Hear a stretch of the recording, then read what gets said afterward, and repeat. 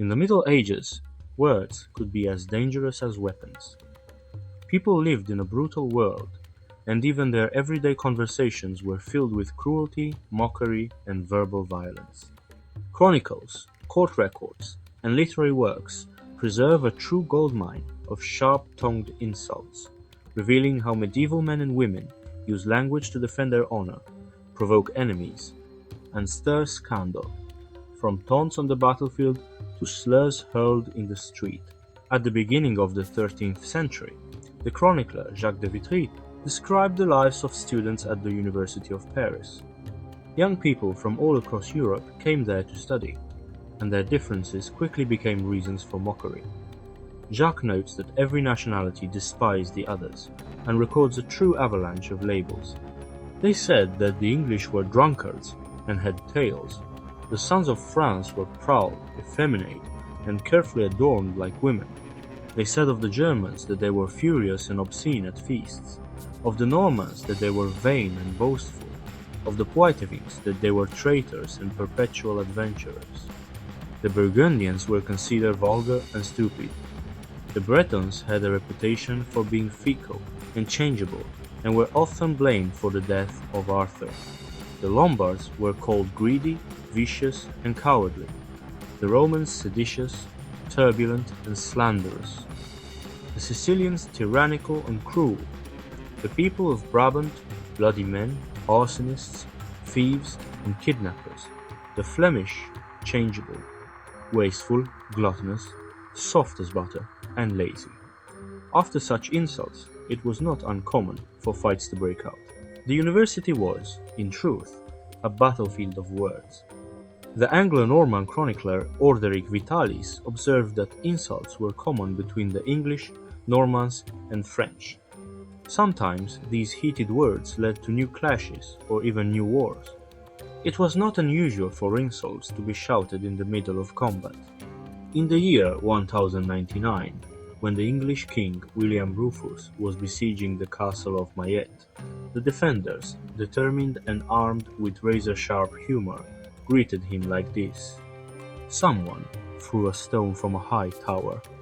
By God's will, it missed the king and struck with such force the head of the knight beside him that the merciless blow drove his bones into his brain. As the man fell dead at the king's feet, long bursts of laughter and sharp cries erupted from the tower. "Look, now the king has fresh meat. Take it to the kitchen so it can be served to him for dinner." Not even the emperors of Byzantium escaped nicknames. Anastasius I was called Uneven Eyes because his irises were different colors. Emperors named Michael were especially unlucky. Michael III was known as the drunkard, Michael VI as the senile old man, and Michael VII as the miser. The harshest mockery, however, was reserved for Constantine V, an emperor of the 8th century. He was called shit-named, especially because he supported iconoclasm. The Byzantines had other ways of ridiculing their rulers.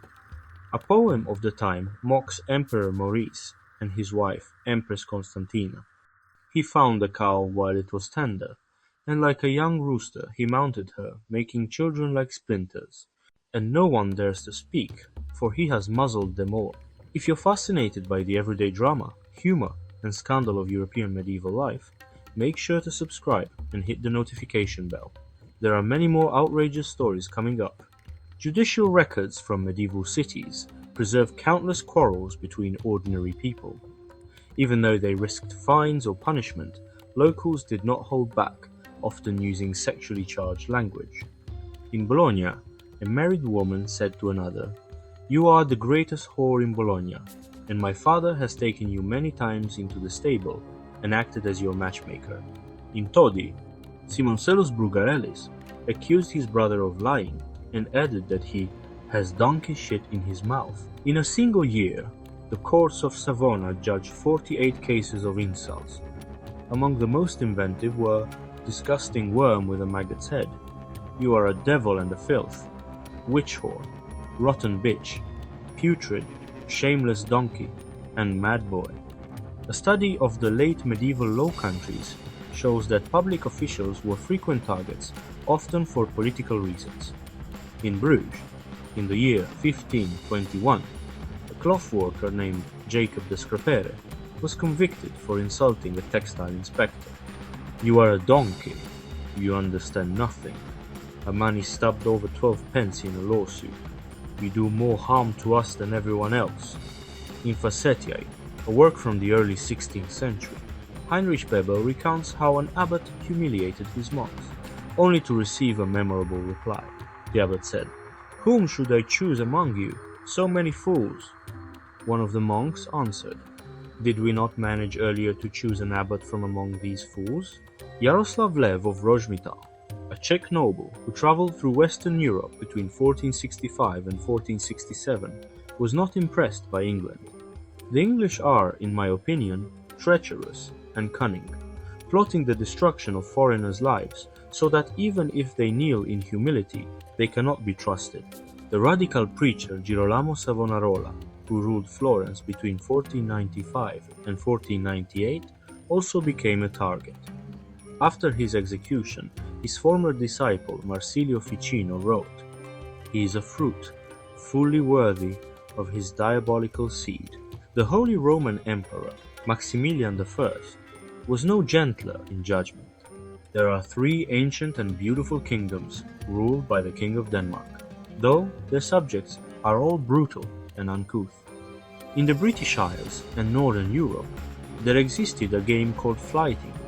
2 people hurled elaborate insults at each other before an audience, a true medieval battle comparable to modern rap duels. A famous example is the flyting of Dunbar and Kennedy from around the year 1500. The opening verses spoken by Kennedy sound like this: "Dirty Dunbar, at whom do you hurl your boast? Pretending to write such abuse, raw-mouthed rebel, you fall in the tourney.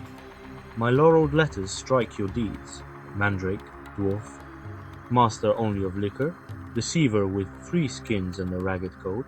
Say, Deo mercy, or I will strike you down.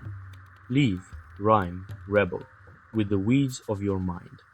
The medieval Arab world was also full of verbal duels, often in verse. In 12th century Granada, the blind satirist Abu Bakr al-Makhzumi and the courtesan Najun al-Garnatia bint al-Kulayiyah entered into a famous confrontation.